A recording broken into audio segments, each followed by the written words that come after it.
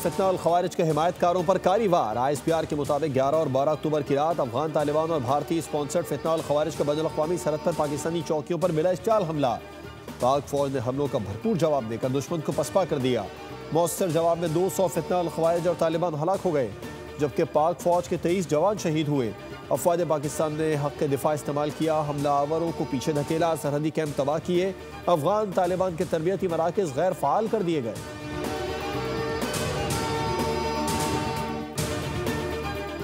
Senator शहरी रहमान की अफगान जारहियत की शदीद अल्फाज में मजम्मत। कहा, पाक सरजमीन के खिलाफ किसी तर्ज की जारहियत बर्दाश्त नहीं की जाएगी। पाकिस्तान अपने दिफा का हक महफूज रखता है। सिक्योरिटी फोर्सेस को दुश्मन के मजमूम अज़ाइम नाकाम बनाने पर खिराज तहसीन पेश करती हूँ।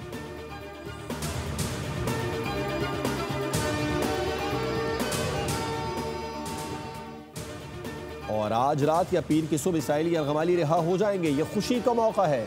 अमरीकी नायब सदर JD वैंस का वीडियो पैगाम। कहा, यरगमालियों की रिहाई कामयाब सिफारतकारी के जरिए हुई।